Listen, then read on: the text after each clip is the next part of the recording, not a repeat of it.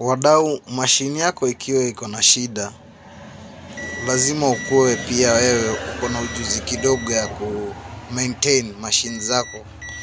Sasa leo mashine yangu hapa ni L850 iko na hiyo shida, lakini tunaishughulikia tu.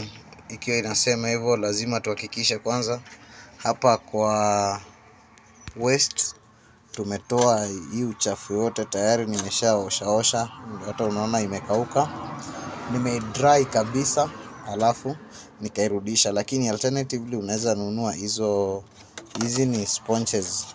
Sasa hizi tayari nimeshazipanga hapo ndani, unaona haina rangi, lakini hizi ni used.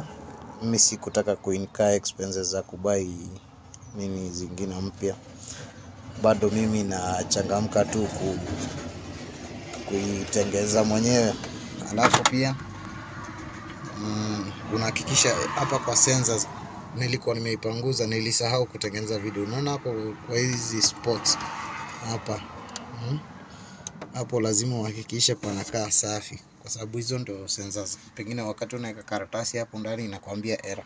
Kama saizi inasema ni error ya ink, lakini kuna software bado tunaenda kuinstall alafu tu update. Lakini mimi nilitaka kwanza nihakikishe kwamba hapo kwa hiyo waste imekauka. So naendelea kufunga guys. Ni Uptop Media, sisi tunataka kuhakikisha kwamba tuna minimize kila expense. Tunajifunza maintenance kidogo, unaenda class pia unajifunza maintenance ya hardware ya printers tofauti. So hata yako ikileta problem unaweza hit up, unaweza nihala.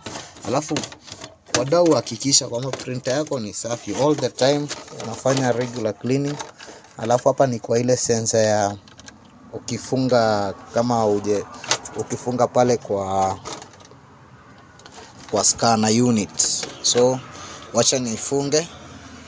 Ni Bilal Sang wa Uptop Media. Hapa lazima nifunge alafu tutatengeneza.